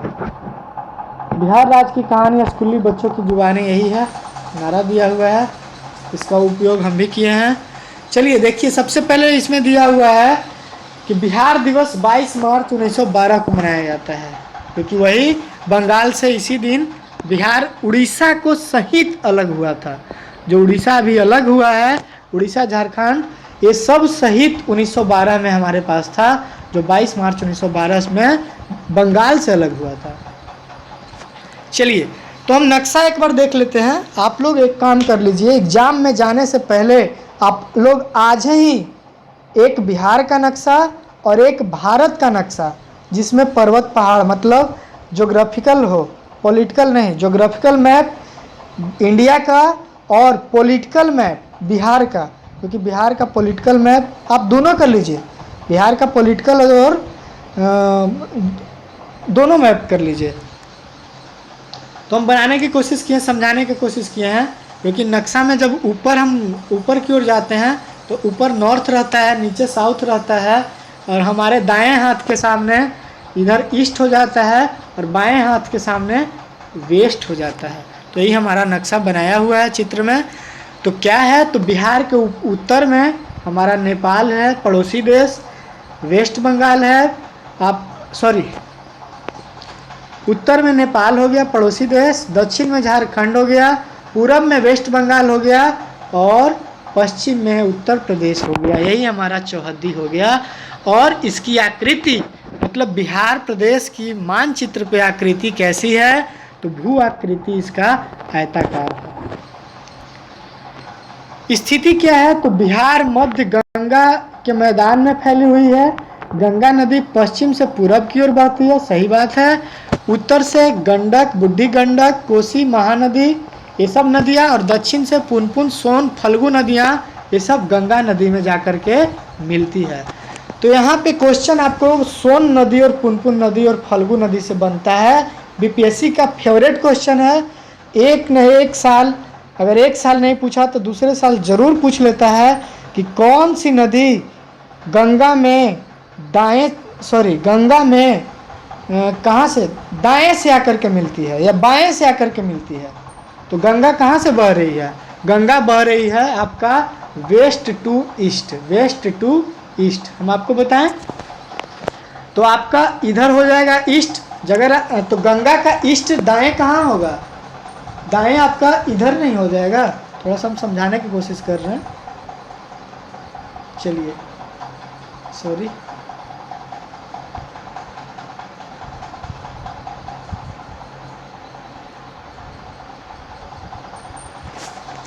देखिए देखिए देखिए एक बार देखिए। हाँ देखिए, मान लीजिए कि गंगा ऐसे बह रही है, तो दिशा इधर में जा रहा है, तो इसका दायां हाथ किधर होगा, दायां हाथ के तरफ, दायां इधर हो गया, बायां इधर हो गया, ठीक है ना। और बिहार यही ना है, तो इधर से दक्षिण से मिलने वाली कौन कौन नदियां हैं, तो दक्षिण से पुनपुन, सोन और फल्गु, तो दायां हाथ से हुआ कि नहीं हुआ। और बायां हाथ से कह देगा तो जो उत्तर से आकर के मिलती है, गंडक, बूढ़ी गंडक, कोसी और महानदी। तो आप इस चीज़ को कंफ्यूजन में नहीं रहिएगा कि उत्तर वाला को दे आंसर या दक्षिण वाला को दे, इससे क्वेश्चन पूछा जाता है, इसलिए हम इसको आप डीपली बता दिए। औसत ऊंचाई क्या है, तो बिहार की औसत ऊंचाई क्षेत्रों की 100 मीटर से कम है, क्योंकि यहाँ पे क्या है, गंगा का मैदानी भाग ये जाना जाता है। अधिकतम तापमान बिहार का 29 डिग्री सेंटीग्रेड है, और जब लू चलता है तो 40 डिग्री सेंटीग्रेड तक चल जाता है। और 2023 इस वर्ष जो हुआ, गर्मी का प्रकाष्ठा पार कर दिया, और यहाँ बिहार की कुछ शहरों का रिकॉर्ड 44 डिग्री सेंटीग्रेड तक तापमान देखा गया। न्यूनतम जो है ठंडे के क्षेत्रों में ठंडे के दिनों में पाया जाता है। न्यूनतम तापमान 8 डिग्री सेंटीग्रेड देखने को मिलता है। वर्षा 100 से 150 सेंटीमीटर, जो बंगाल की खाड़ी से वर्षा होती है, याद रखिएगा। अधिकतर बरसात जो बिहार में होता है वो बंगाल के खाड़ी से होता है, ठीक है। हाँ, एक वर्षा सही है मैंगो सावर। अप्रैल मई की वर्षा को मैंगो सावर कहते हैं, क्योंकि उस टाइम में आम का वृक्ष में क्या लगता है, टिकोरा लगता है। जब आम के वृक्ष टिकोरा लगता है तो वो सीज़न अप्रैल और मई का होता है, और उस समय का जो वर्षा आता है आम के फसल पे बहुत ज़्यादा क्षति पहुंचाती है, जिसका नाम मैंगो सावर दे दिया गया है, ठीक है। नेक्स्ट आइए, उत्तर में हिमालय के तराई क्षेत्र में हुई वर्षा के जल कुछ जिलों में बाढ़ ला देती है। उत्तर में हिमालय के तराई क्षेत्र, मतलब हिमालय के तराई क्षेत्र को कहाँ है, तो नेपाल वाला क्षेत्र है। नेपाल वाला क्षेत्र, बिहार के उत्तरी वाला हिस्सा क्या कहलाता है, हिमालय के तराई क्षेत्र कहा जाता है, क्योंकि वो हिमालय के तल्ली है। तल्ली क्या है, तल है, तल फुट है, तो वही तराई कहाँ होगा, तल में होगा। तो वही तराई वाला क्षेत्र में बहुत ज़्यादा पानी ऊपर से आकर के जम जाता है। ऊपर के जो बारिश है वो तल में ही आता है, और वही अचानक वर्षा होने के दौरान हमारे बिहार में बाढ़ का मुख्य कारण बन जाता है, ठीक है। और इसके लिए जो हमारा कोसी नदी है वो बहुत प्रसिद्ध है, क्योंकि कोसी नदी बिहार के शोक के तौर पे जाना जाता है, जो उत्तर बिहार का शोक के तौर पे जाना जाता है। एक क्वेश्चन नदी को शोक के तौर पे आता है कि बंगाल का शोक किसे कहा जाता है, तो बंगाल का शोक दामोदर नदी को कहा जाता है। सॉरी, दामोदर नदी को, हाँ नहीं, दक्षिण भारत का शोक तो दामोदर नदी है, शायद हम कंफ्यूज कर रहे हैं, हम उसको नहीं क्लियर कर सकते, एक बार देख लीजिएगा आप। मैंगो सावर हो गया, बाढ़ हो गया। जलवायु, बिहार की जलवायु उष्णकटिबंधीय है, ये तो आपको याद एकदम जीभ पे होना चाहिए। जनसंख्या सघन है, 1106 लोग प्रति वर्ग किलोमीटर में रहते हैं, मतलब 1 किलोमीटर लंबाई और 1 किलोमीटर चौड़ाई के क्षेत्र को प्रति वर्ग किलोमीटर कहेंगे, और यहाँ पे 1106 लोग निवास करते हैं, जो काफ़ी जनसंख्या घनत्व सघन माना जाएगा। कृषि योग्य भूमि 75% है, बंजर जो भूमि है 12% है, कुछ भूमि बंजर भूमि है जो पठारी क्षेत्रों में है, जैसे गया के आसपास वाले पर्वतीय इलाकों वाले भूमि बंजर भूमि है, ठीक है ना। ऐसे ही कैमूर पहाड़ी के आसपास वाले भी हैं, तो ये सब क्या बोले जाएंगे, 12% के अंतर्गत आएंगे, और 75% हमारा कृषि योग्य भूमि है। और जो बच गया आपको 13% वो आपके बाढ़ से प्रभावित, सूखा से प्रभावित ये सब या पर्वत पठार के क्षेत्र में पाया जाता है। कृषि यहाँ का मानसून पर आधारित है। सही बात है, अगर आपको मानसून नहीं आता है, मतलब बारिश नहीं होता है, तो आपको लाख नहर है लेकिन आप धान नहीं रोप पाइएगा, गेहूँ नहीं उपजा पाइएगा, आपका जल स्तर उतना नहीं रहेगा कि आप पंप सेट से भी पानी ला करके आप फसल उपजा सकते हैं। तो मुख्य रूप से कृषि किससे निर्भर है? तो मुख्य रूप से जो कृषि है बिहार का वो मानसून पर आधारित है। मुख्य व्यवसाय क्या है? तो कृषि ही मुख्य व्यवसाय है, क्योंकि न यहाँ उद्योग धंधा कोई है न कल कारखाना है। तो बिहार इसीलिए सबसे पिछड़ा राज्य है और इस पर अभी सरकार के द्वारा लास्ट के 2 से 3 दशक में कोई भी कदम नहीं उठाया गया है। पहले जो चीनी मिल पहले चलता भी था वो सब भी ठप है। पता नहीं क्या सरकार का ये है योजना है। जो मिल पहले थे वो भी कम से कम चलते तो बिहार के लोग क्या है, कुछ लोग तो बेरोजगारी का यातना ना झेलते। उत्तर बिहार के बारे में हम लोग पढ़ेंगे। तो उत्तर बिहार में तंबाकू, केला, पान मसाला ये सब मुख्य व्यवसाय है, मुख्य कृषि भी है। भागलपुर हमारा सिल्क के लिए प्रसिद्ध है, ठीक है ना। थोड़ा सा देखते आइए अब नेक्स्ट।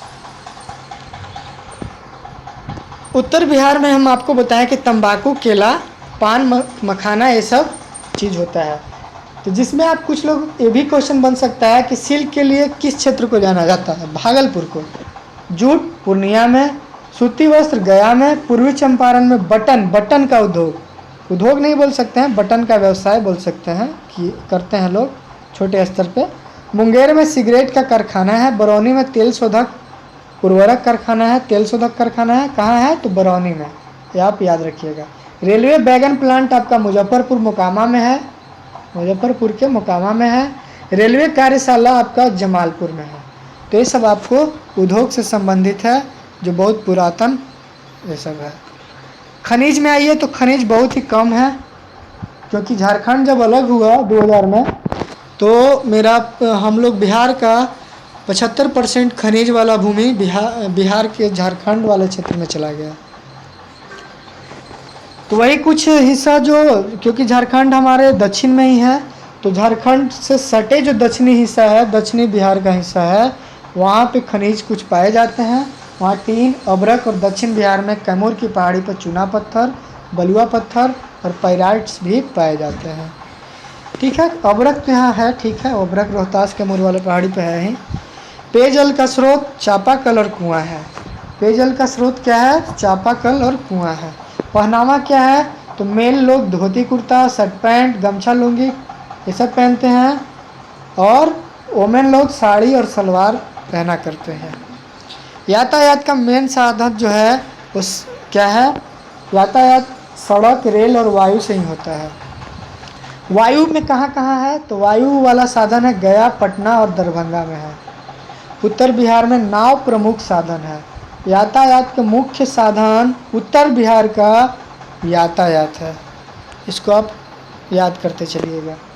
पशुपालन भी यहाँ का मुख्य व्यवसाय है, जिसमें गाय, भैंस, बकरी, भेड़ पालन किया जाता है। मुख्य भोजन में लिट्टी चोखा प्रसिद्ध है। पर मुख्य पर्व, महत्वपूर्ण पर्व छठ पर्व है, जो साल में 2 बार मनाया जाता है। क्वेश्चन पूछ सकता है कि छठ पर्व किन किन महीनों में मनाया जाता है? तो पहला हो गया चैत महीना में, और दूसरा बार जो छठ मनाया जाएगा वो कार्तिक महीना में। कार्तिक हिंदी के महीना ये सब है, तो चैत और कार्तिक महीना में छठ पर्व। सिखों के 10वें गुरु गोविंद सिंह का जन्म पटना साहिब में हुआ। तो ये धर्म स्थल के तौर पे ये सिखों का भी है, यहाँ पे जमावड़ा लगता है, बहुत अच्छा है। मधुबनी पेंटिंग मिथिला से उभरी है। ये क्या हो गया? संस्कृति सभ्यता से क्वेश्चन आ गया। बक्सर का चौसा आम, भागलपुर का जर्दालू आम, बिहिया का डंका, दीघा का दूधिया मालदा आम, ये सब प्रसिद्ध है। यही हमारा बिहार के बारे में सामान्य जानकारी था 7वां क्लास के स्तर पे। अब आइए हम लोग 11वां चैप्टर चलते हैं, और यहाँ है तटीय प्रदेश केरल। देखिए 11वां चैप्टर में हम लोग 10 मिनट में और सारा चैप्टर ख़त्म हो जाएगा। 7वां चैप्टर 7वां क्लास का पूरा भूगोल हम लोग SCERT का ख़त्म कर चुके रहेंगे। तो आप 10 मिनट और वेट कर लीजिए। उम्मीद तो यही देख रहे होंगे कि आप लोग बोर हो रहे होंगे, लंबा वीडियो बन रहा है, लेकिन ज़रूरी है। एग्ज़ाम में आपको पूछेगा क्वेश्चन, और जो SCERT को कर लेगा वो 5 से 10 नंबर अपने एग्ज़ाम में अच्छा आगे रहेगा। तो इसलिए SCERT करना बहुत ही इम्पोर्टेंट मेरे हिसाब से सिद्ध होगा। तो आइए नेक्स्ट जो राज्य है केरल के बारे में जानकारी हम लोग को लेना है। केरल क्या है? तो तटीय प्रदेश है, दक्षिण भारत का एक प्रदेश है। तो चलिए बिहार पूरा हम तो नहीं पढ़ेंगे, क्योंकि बहुत बुक अगर पढ़ते तो हम लोग अभी तक 1 घंटा में 1 चैप्टर पढ़ते। रियलिटी बता रहे हैं, अगर लाइन बाई लाइन पढ़ते ना तो 1 से 2 चैप्टर में अभी तक रहते, लेकिन हम लोग कहाँ पहुँच गए? 11वां चैप्टर में पहुँच गए। तो एकदम तो नहीं होगा, जल्दी तो नहीं ख़त्म होगा, लेकिन जो हो रहा है बहुत जल्दी ख़त्म हो रहा है। तो आइए इसको हम लोग देखते हैं केरल को। पी वेलुसुंदरम केरल निवासी हैं, इनका जिक्र किया गया है इस चैप्टर में। राष्ट्रीय सेवा योजना के कार्यकर्ता थे, मतलब राष्ट्रीय सेवा के तौर पे, समाज सेवी के तौर पे जाना जाता है पी वेलुसुंदरम को, इसलिए इनका जिक्र किया गया है। और जो समाज के महत्वपूर्ण योगदान देने वाले, समाज में महत्वपूर्ण योगदान देने वाले आदमी होते हैं, उनको बच्चों के बीच में लाना बहुत ज़रूरी होता है, ताकि बच्चे मोटिवेट होकर के अपने जीवन में एक अच्छा इंसान बने। इसलिए ऐसे लोगों को पाठ्यक्रम में रखा जाता है। केरल भारत के पश्चिमी तट पर लंबी संकीर्ण पट्टी के रूप में नक्शा में है, सही बात है। केरल आप देखिएगा तो ऐसे वाला क्षेत्र जो है, सॉरी एक बार नक्शा हम बना देते हैं आपको। जो ऐसे वाला क्षेत्र है यहीं पे आपका केरल है, ठीक है। केरल कर्नाटक, फिर ऊपर आ जाएगा कर्नाटक, फिर यहीं पे गोवा है, मुंबई है, महाराष्ट्र है, फिर ऐसे। तो आप एक बार नक्शा देख लीजिएगा, बिहार का भी और भारत का भी। तो केरल का आकृति कहाँ है, सॉरी नक्शे में कहाँ जगह है? तो पश्चिमी तट पर लंबी संकरी पट्टी के तौर पे, संकरी पट्टी के तौर पे है। चौड़ाई इसका 100 किलोमीटर है। देखिए यही केरल का बना दिया गया है, हम ही बनाए हैं। यहाँ का मुख्य जो मेन जो जगह है उसको भी हम नाम लिखे हैं, एर्नाकुलम, तिरुवनंतपुरम। केरल का राजधानी तिरुवनंतपुरम है, और यहीं पे पश्चिमी घाट की नीलगिरी और अन्नामलाई की पहाड़ियाँ भी हैं। पश्चिमी घाट कहाँ है? तो केरल में है, और यहीं पे नीलगिरी और अन्नामलाई की पहाड़ियाँ भी है। नीलगिरी पहाड़ी को बहुत अच्छे तौर पे हम इसके बारे में पढ़ेंगे। ये आपको जब हम पर्यावरण के बारे में एडवांस में वीडियो बना रहे थे अपने स्तर से, SCERT का नहीं था, तो हम आपको नीलगिरी के बारे में बताए हुए हैं। हॉट स्पॉट के रूप में जाना जाता है, तो सब आप देख लीजिए, अगर नहीं देखें तो प्लेलिस्ट में जा करके। तो इसमें इस चैप्टर में हम लोग को मिट्टी के बारे में बताया गया है कि केरल में मिट्टी होते हैं, उसके बारे में। तटीय, पहला है तटीय मिट्टी, दूसरा उपजाऊ मिट्टी जिसको कांप मिट्टी भी कहा जाता है, और तीसरा पहाड़ी मिट्टी। यही केरल में 3 प्रकार की मिट्टी का जिक्र किया गया है इस पाठ में। हाँ, अब एक क्वेश्चन चिकित्सा से संबंधित आया था कि आयुर्वेद मसाज चिकित्सा की पद्धति केरल में प्रचलित हुआ है। पूछेगा क्वेश्चन कि आयुर्वेद समाज की चिकित्सा की पद्धति जो है आयुर्वेद मसाज, उसका प्रचलन भारत के किस राज्य से हुआ है? तो है केरल राज्य। साइलेंट वैली यही राज्य में है। पश्चिमी घाट का स्थान जो है जैव विविधता में संपन्न है। यूनाइटेड नेशन ऑर्गेनाइजेशन को विश्व स्तरीय इसको बताया है। केरल को गॉड्स ओमेन कंट्री भी कहा जाता है, क्योंकि यहाँ का जो खूबसूरती है वो देखने को बनती है, लगता है मानो प्रकृति का, भगवान का, कुदरत का अनोखा यहाँ पे कमाल किया गया है, रचा गया है, सुंदरता को गढ़ा गया है। इसलिए केरल को गॉड्स ओन कंट्री भी कहा जाता है। गॉड्स इसका अपना शहर मानते हैं, भगवान इसको अपना शहर मानते हैं। ऐसा कहा जाता है कि भगवान अपने शहर मानते हुए इसको ज़्यादा सुंदरता बना करके भेजे थे, क्योंकि जो अपना होता है वहाँ पे ज़्यादा ध्यान देता है। अपना घर जिसका होता है वो क्या करता है? ज़्यादा उस पर ख्याल करता है, देख रेख करता है। तो यही है, केरल को गॉड्स ओन कंट्री भी कहा जाता है। भारत में मानसून की शुरुआत केरल से ही होती है। केरल के तटीय से अरब सागर के क्षेत्र से दक्षिण पश्चिम मानसून से। यहाँ हम लिखने की कोशिश करेंगे कि भारत में मानसून का शुरुआत दक्षिण मतलब साउथ और पश्चिम वेस्ट, साउथ वेस्ट मानसून से भारत में मानसून आती है। तो साउथ वेस्ट में कौन सा सागर है? अरब सागर। कौन सा सागर है? अरबियन सी है। तो अरब सागर से ही हमारा मानसून का शुरुआत भारत में होता है। यहाँ का तापमान जो है 32 डिग्री और मिनिमम टेम्परेचर 23 डिग्री, मतलब 23 से 32 डिग्री टेम्परेचर के बीच में देखा जाता है।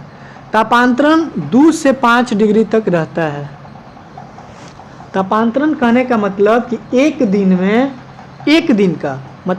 दिन में हाईएस्ट जो गर्मी होगा वो 2 डिग्री ज़्यादा होगा या 5 डिग्री ज़्यादा होगा।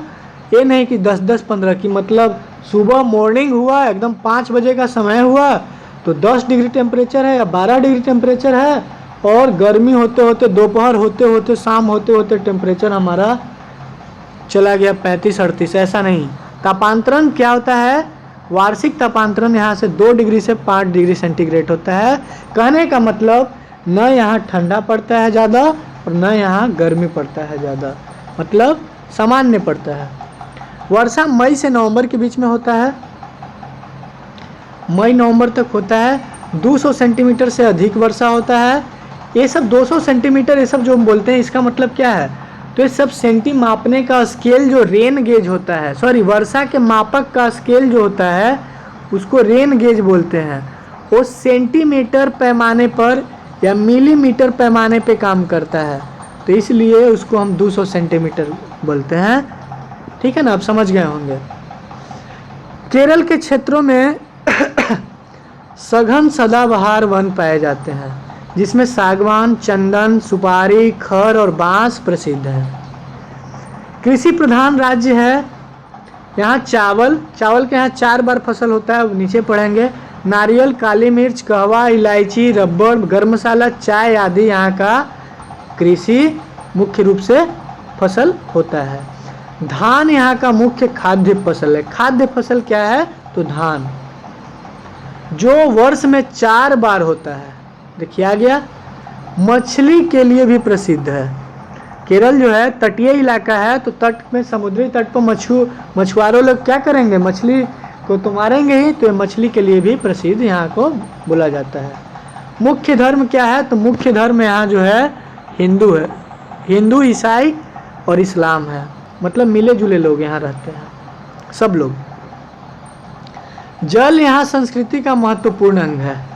हाँ देखिए कितना अच्छा चीज़ है, मतलब पर्यावरण को संस्कृति में जोड़ा है। जल यहाँ का संस्कृति का महत्वपूर्ण अंग है। नौका दौड़ यहाँ का प्रसिद्ध है।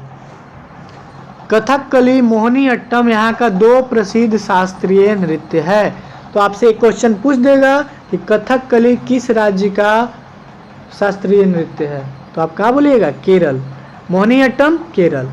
मार्शल आर्ट कलारी पट शैली है। मार्शल आर्ट कौन सी शैली में आता है? तो कलारी पट शैली में आता है, जो केरल में प्रसिद्ध है। मलखम प्रसिद्ध खेल यहाँ का माना जाता है। मलखम। सबरीमाला प्रसिद्ध तीर्थ स्थल के तौर पे जाना जाता है। क्यों? क्योंकि सबरी माते का जो मंदिर है वो एक क्या बोला जाता है कि वो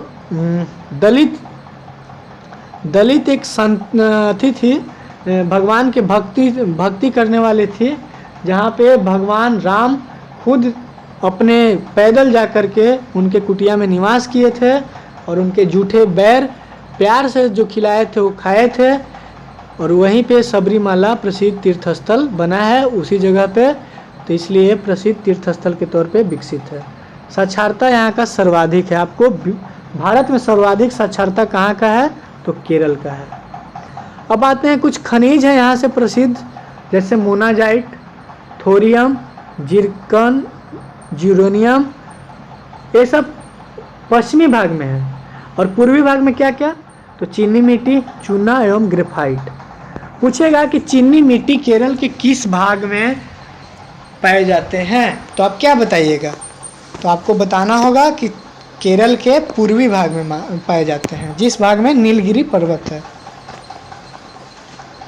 औद्योगिक नगर में हम लोग आते हैं, तो औद्योगिक नगर में तिरुवनंतपुरम जो यहाँ का राजधानी है, अलवाय, पुन्नालूर और कोझिकोड। कोझिकोड में क्या होता था, पुर्तगाली लोग का ये भी रहता था, बस्ती भी बनाया गया था। ठीक है, वो तो हम लोग बाद में पढ़ेंगे, जब हिस्ट्री की का वीडियो बनेगा तो उसमें आपको डिटेल में बता ही दिया जाएगा। तो औद्योगिक नगर के तौर पे है कोझिकोड, प्राचीन औद्योगिक नगर माना जाता है यहाँ का। लैगून झील की अधिकता केरल में ज़्यादा है। तो लैगून झील बनते कैसे हैं, तो लैगून झील मान लीजिए कि हम आपको बताते हैं, ये आपका केरल वाला भाग है और ये इधर पानी है, क्या है, इधर पानी है, अरब सागर है। तो जहाँ पे बालू के टीले आकर जम जाते हैं इस क्षेत्र में, और यहाँ गोले गोले बालू जम गए और बीच में पानी जम गया, तो यहाँ एक झील का निर्माण बन जाता है, और इस प्रकार के झील को लैगून झील बोला जाता है, जो समुद्र के बहाव से लाए गए बालू के द्वारा बनाया जाता है। ठीक है, तो ऐसे झील को लैगून झील बोला जाता है। तो केरल का बहुत सारा तटीय क्षेत्र है, बहुत सारा तट वाला क्षेत्र है, तो लैगून झील बनेगा ही बनेगा, स्वाभाविक है। तो लैगून झील यहाँ अधिकता देखने को मिलती है। चिल्का झील, लोनार झील, ये सब किस प्रकार का झील है, तो लैगून झील का ही एग्जाम्पल है। मुख्य भोजन यहाँ का जो है चावल है, भोजना लिखा गया है, देखिएगा मिस्टेक से। इडली है, डोसा है, सांभर है, पुट, उत्पम, उत्पम और पुट, ये आप याद रखिए। अवियम, अटपम, उपमा, ये आप 5 भोजन को याद रखिए, एक क्वेश्चन में आपको देखने को मिल सकता है। क्या क्या, तो पुट, उत्पम, अवियम, अटपम और उपमा, ये 5 आप मुख्य भोजन के तौर पे याद रखिए। चावल, इडली, डोसा, सांभर, ये सब तो आपको और जगह भी मिल जाएगा। नारियल से बनी खाद्य सामग्री, मछली एवं समुद्री उत्पाद, ये सब भी मुख्य भोजन में आते हैं। केले के पत्ते पर भोजन का परोसा जाता है यहाँ, और केला के पत्ता को ये लोग यूज करते हैं खाने के तौर पे, थाली के तौर पे। तो हम कह सकते हैं कि पर्यावरण का भी ये लोग अच्छे तरीक़ा से ख्याल रखते हैं, क्योंकि साक्षरता भी तो यही है सबसे ज़्यादा। तो जहाँ के लोग ज़्यादा साक्षर होंगे, उच्च विचार के होंगे, उनमें क्या होगा, उनमें कुछ अलगावपन देखने पर या विभिन्नता देखने को मिलेगा ही। यहाँ का पहनावा जो है, पुरुष लोग कमीज पहनते हैं, लुंगी पहनते हैं, मुड, चंदन तिलक लगाते हैं, सर पे चंदन तिलक लगाते हैं। महिला लोग साड़ी और पेटीकोट पहनती है, सूट पहनती है, और बालों में गजरा फूल का बना हुआ उसका उपयोग करती है। छातों का प्रचलन केले के पत्ते का यहाँ बनाया जाता है।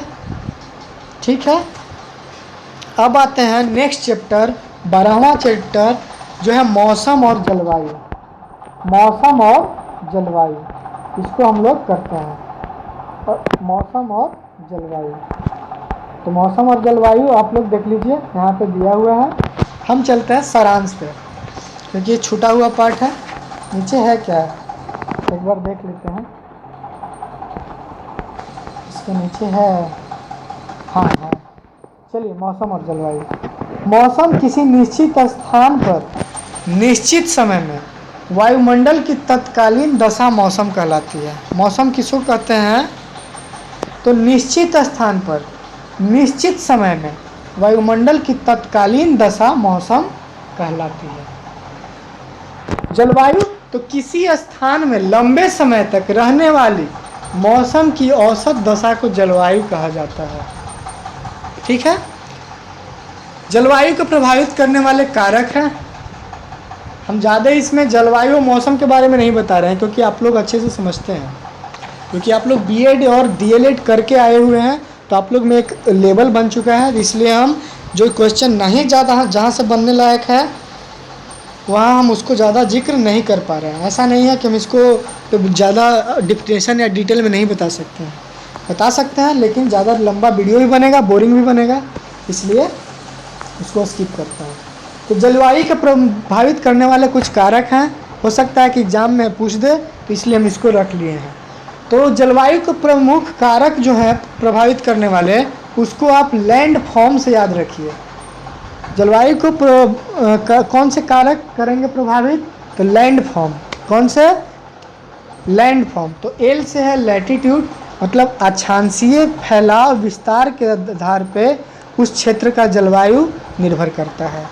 दूसरा अल्टीट्यूड, उस क्षेत्र का ऊंचाई कितना है, समुद्र के तल से कितना ऊंचाई है, तो ऊंचाई के आधार पर भी जलवायु निर्भर करता है। नियरनेस फ्रॉम सी, समुद्र से वो कितना दूरी है, क्योंकि समुद्र जब ठंडा होगा तो ठंडा क्षेत्र में उस क्षेत्र में ठंडापन हो जाएगा, तो समुद्र से कितना दूरी है ये भी जलवायु को प्रभावित करता है। डायरेक्शन ऑफ विंड, हवा की दिशा भी प्रभावित करता है। फॉरेस्ट, वन जंगल भी प्रभावित करता है, और समुद्री धाराएं भी प्रभावित करता है, साथ ही साथ पर्वतमाला भी प्रभावित करता है। तो लैंड फॉर्म आप याद रखिएगा, यही जलवायु को प्रभावित करने वाले मुख्य कारक हैं। थोड़ा सा पानी पी लेते हैं हम।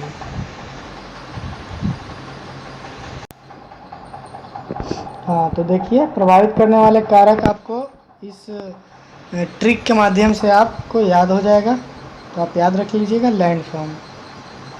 नेक्स्ट आइए वायुदाब। वायुदाब के बारे में थोड़ा सा पढ़ते हैं। पृथ्वी के सतह पर पड़ने वाली वायु का भार, सतह पर पड़ने वाली वायु का भार वायुदाब कहलाता है। पृथ्वी की सतह पर वायु के द्वारा जो भार आरोपित किया जाता है उसे वायुदाब कहा जाता है। वायुदाब को हम लोग मिली बार प्रति वर्ग सेंटीमीटर से मापते हैं। ये मापक और मात्रक से है संबंधित, तो आप इसको याद रख लीजिए। वायुदाब को मिली बार प्रति वर्ग सेंटीमीटर से मापते हैं। वायुदाब सर्वाधिक समुद्र तल पर अधिक होता है,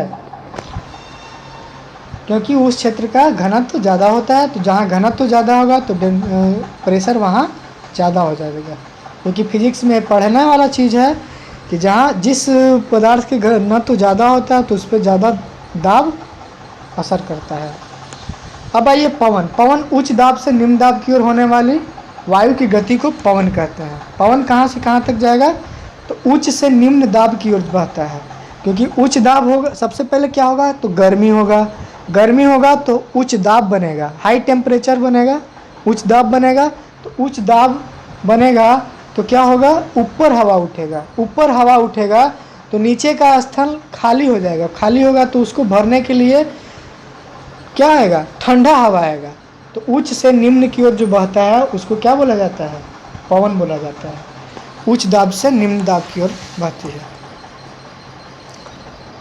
देखिए यहाँ पे हम पृथ्वी का मानचित्र बनाए हैं, ग्लोब बनाए हैं, जिसमें ऊपर वाला ध्रुव उत्तरी ध्रुव, दक्षिण वाला ध्रुव दक्षिण ध्रुव, जो 90 डिग्री नॉर्थ उत्तरी ध्रुव और 90 डिग्री साउथ दक्षिणी ध्रुव कहलाता है। इसमें आप याद करने वाला चीज़ है कि उष्णकटिबंधीय जोन कहाँ से कहाँ तक फैला हुआ है।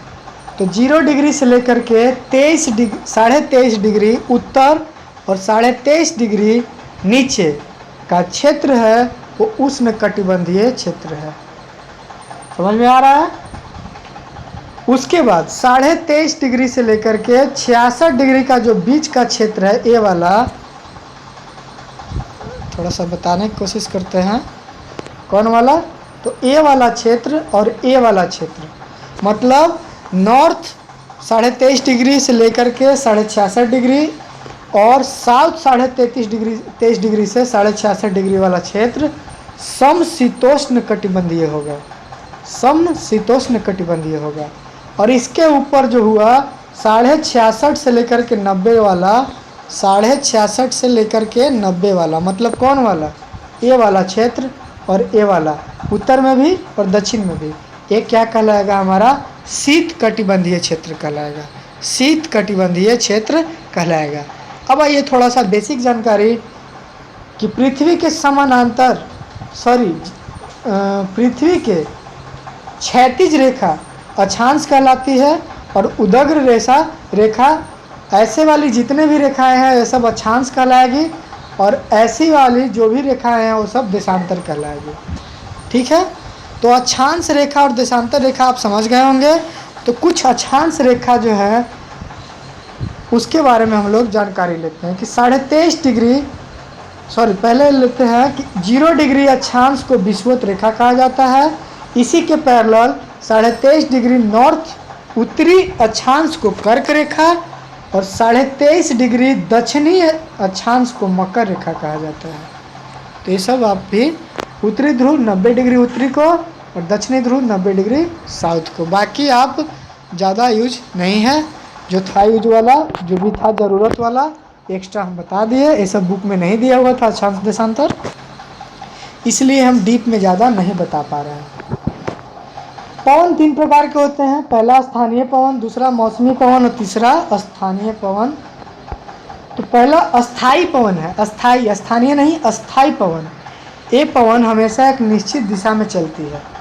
ये पवनें पृथ्वी के घूर्णन गति के कारण उत्पन्न होती है। ये अधिक दाब से कम दाब क्षेत्र की ओर चलती है, जिसका एग्जाम्पल है पछुआ और पूर्वी पवन। और पश्चिम से बहेगी तो पछुआ और पूरब की ओर से बहते हुए आएगी तो पूर्वैया कहेंगे। मौसमी पवन, इन पवनों की दिशा मौसम तथा ऋतु के अनुसार बदलती रहती है, जैसे चक्रवाती पवन, मानसूनी पवन, प्रति चक्रवाती पवन, ये सब आ जाते हैं मानसूनी में। स्थानीय पवन, जैसे उत्तर भारत में कौन सा बह रहा है, तटीय में कौन सा बह रहा है, तो मतलब खास स्थान में वर्ष के किसी विशेष समय और भूखंड स्थलों पर चलने वाली पवन स्थानीय पवन कहलाएगा। हम इसको इसलिए बताएं डिटेल में क्योंकि देखिए यहाँ पे आपको पूछ देगा कि पछुआ पवन कौन सी पवन का एग्जाम्पल है, तो अस्थाई पवन है। लू क्या है, लू कहाँ बहता है, तो बिहार के क्षेत्रों में बहता है। तो ये कौन सी पवन में आएगा, तो ये किसी खास स्थान का है ना, तो ये कहाँ जाएगा, तो ये स्थानीय पवन में चला जाएगा। देखिए स्थानीय पवन क्या है, लू है ना, दे दिया। अब आइए स्थलीय समीर और समुद्री समीर के बारे में जानते हैं। स्थल से समुद्र की ओर जो हवा चलती है वो हमेशा रात में चलती है और इस हवा को स्थलीय समीर के नाम से जानते हैं। समुद्र से जो स्थल की ओर हवा चलती है वो हमेशा दिन में चलती है और इस पवन को, इस समीर को समुद्री समीर के नाम से जानते हैं। चक्रवात के बारे में पढ़ते हैं। चक्रवात तूफानी हवा से बहुत शक्तिशाली होता है, इसे चक्रवात कहते हैं। इनके केंद्र में कम दबाव का क्षेत्र को चक्रवात का आँख कहा जाता है।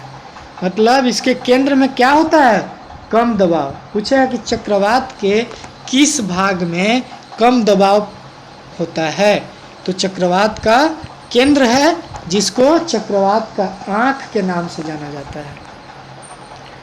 चक्रवात किसको कहेंगे, तो चक्रवात जब 100 किलोमीटर पर आवर के स्पीड से ज़्यादा से हवा चल रही है वैसी हवा चक्रवात कहलाएगी। चक्रवातों के नाम कुछ हैं, काल बैसाखी है, लैला है, हरिकेन है, कैटरीना है, रीटा है और टाइफून है। तो आपका क्वेश्चन दे देगा कि कैटरीना किस प्रकार की पवन है, तो आप क्या बोलिएगा, कैटरीना, रीटा, टाइफून, लैला, ये सब चक्रवातों का नाम है। काल बैसाखी, लैला, लैला मजनू से याद रखिए, लैला, काल बैसाखी, हरिकेन, कैटरीना। तो काल बैसाखी और लैला 2010 में आया था, ये भी आप याद रखिएगा। अधिकांश चक्रवात अरब सागर और बंगाल से उत्पन्न होते हैं। हाँ यही है, ये आपस का, ये तो कहाँ से होगा, जिससे अधिक बारिश और सागरों में ऊंची लहरें उठती है। उत्तरी गोलार्ध में जो चक्रवात है वो एंटी क्लॉकवाइज में चलते हैं, मतलब घड़ी के विपरीत दिशा में। चक्रवातों का डायरेक्शन है उत्तरी गोलार्ध, मतलब हम लोग कहाँ हैं, उत्तरी गोलार्ध में ही हैं। तो उत्तरी गोलार्ध में चक्रवात किस डायरेक्शन में चलेंगे, तो एंटी क्लॉकवाइज में चलेंगे। एक क्वेश्चन पूछ सकता है।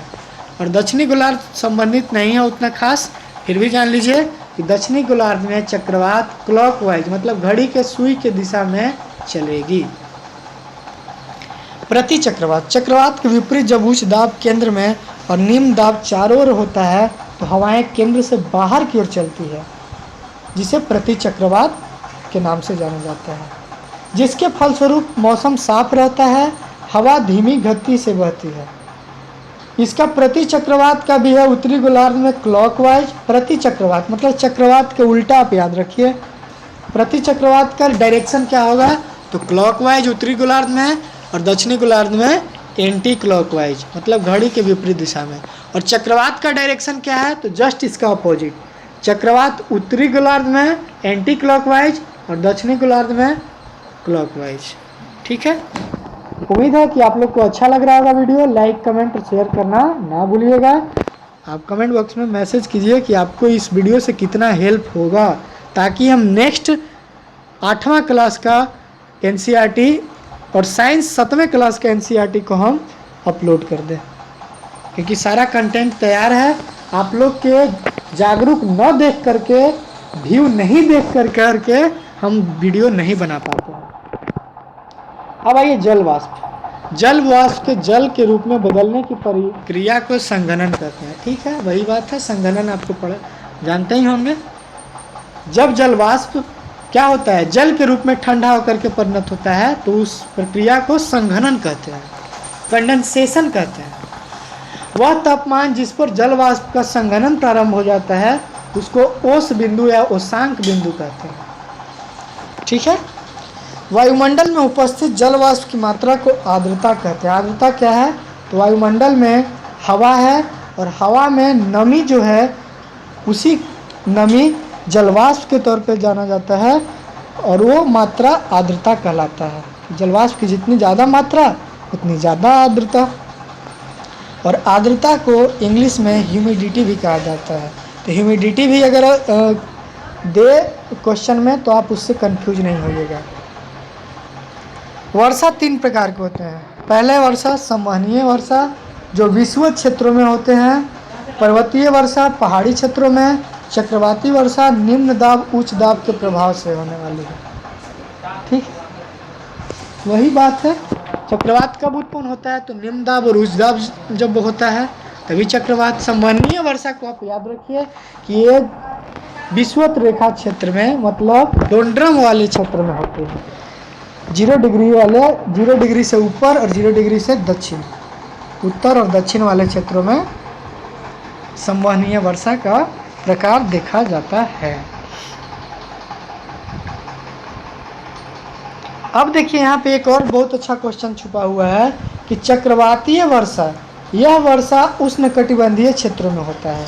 उष्णकटिबंधीय क्षेत्र कहने का मतलब 23 डिग्री नॉर्थ से लेकर के 66 डिग्री नॉर्थ और 23.5 डिग्री नॉर्थ से लेकर के 66.5 डिग्री साउथ के बीच में फैला हुआ क्षेत्र उष्णकटिबंधीय, जो मैप में आपको हम दिखाए थे, दिखा देते हैं। देखिए यहाँ पर उष्णकटिबंधीय क्षेत्र यही है ना। अच्छा नहीं, 23.5 उत्तर और 23.5 डिग्री दक्षिण के बीच का क्षेत्र। चलिए कन्फ्यूजन दूर हो गया। चक्रवाती वर्षा कहाँ होती है, तो उष्णकटिबंधीय क्षेत्र में होती है। और उष्णकटिबंधीय कहाँ पाई जाती है, तो उष्णकटिबंधीय क्षेत्र हमारे भूमध्य रेखा विषुवत रेखा के आसपास पाई जाती है।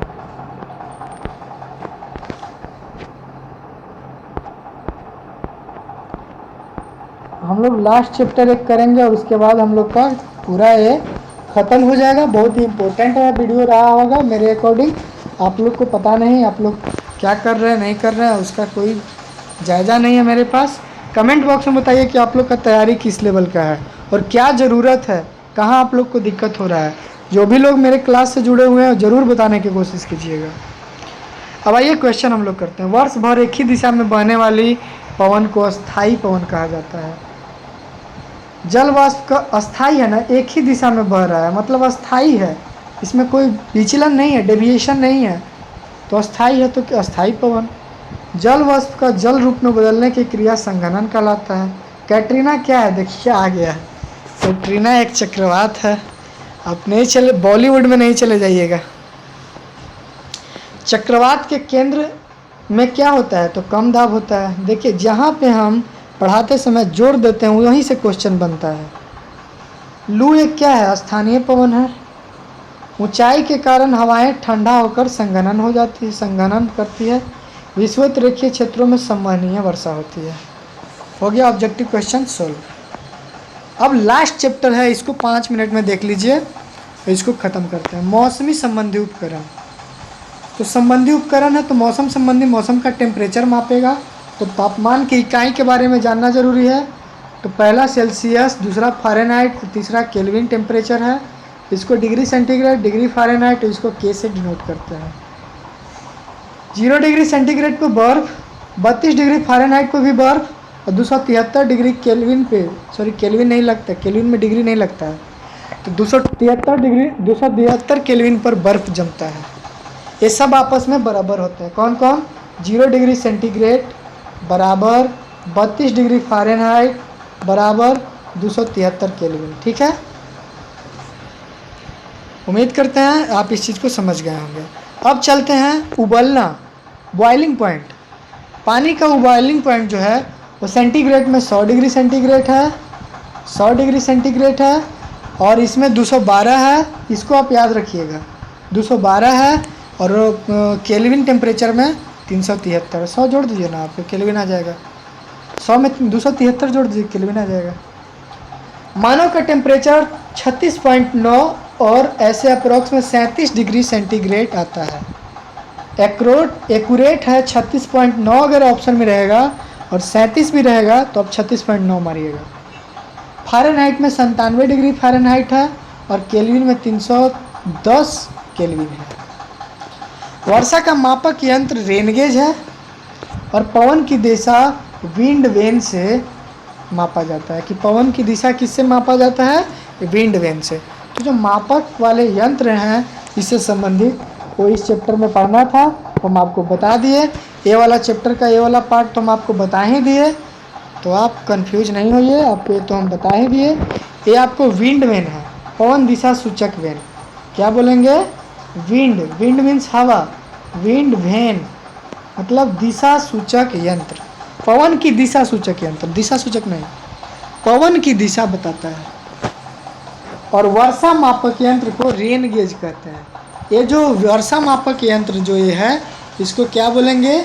वर्षा, रेन मतलब वर्षा, और गेज क्या है? स्केल हो गया। आइए क्वेश्चन कर लेते हैं। दैनिक तापमान डिग्री सेंटीग्रेड में मापते हैं, सही बात है। ये क्वेश्चन आप याद रखिएगा। दैनिक तापमान किस में मापते हैं? तो डिग्री सेंटीग्रेड में। शरीर का तापमान फ़ारेनहाइट में। वायु दिशा दर्शक में तीर की मूंछ की दिशा हवा की दिशा को बताता है। वर्षा की मात्रा रेनगेज से मापते हैं। रेनगेज, वर्षा की मात्रा, विंड वेन, पवन की दिशा, थर्मामीटर, तापमान। आपको हर प्रकार से क्वेश्चन करा दिए, हर प्रकार से कंटेंट करा दिए, ठीक है ना। आपको पूरा हम कोशिश किए कि जितना डीपली हो सके, जितना कम समय में हो सके, आपको पूरा बताया जा सके। और यही पे आपका पूरा क्लास ख़त्म होता है। अब इजाज़त हम चाहते हैं कि अब इस वीडियो को बंद करें और नेक्स्ट वीडियो बनाएं। आप इस वीडियो को अगर ज़्यादा से ज़्यादा आज ही आप हमको व्यू अच्छा खासा दे दीजिएगा, तो हम आज ही आपको क्या कर देंगे? अपलोड हम कर देंगे वीडियो, नेक्स्ट वीडियो। व्यू अच्छा नहीं जाता तो डिमोटिवेशन होता है, और इतना मेहनत करके कौन वीडियो बनाएगा। तो आप कोशिश कीजिए, आपके जो भी सर्कल में हैं उनको शेयर कीजिए, फेसबुक पे शेयर कीजिए, अपना इंस्टाग्राम से शेयर कीजिए, जिस प्रकार से हो आप अपने माध्यम से शेयर कीजिए। हम आपको पढ़ाई बहुत ही कम समय में अच्छी प्रकार का करवा देंगे, आपका सिलेक्शन करवा देंगे। चलिए अब यहीं पे वीडियो को बंद करते हैं।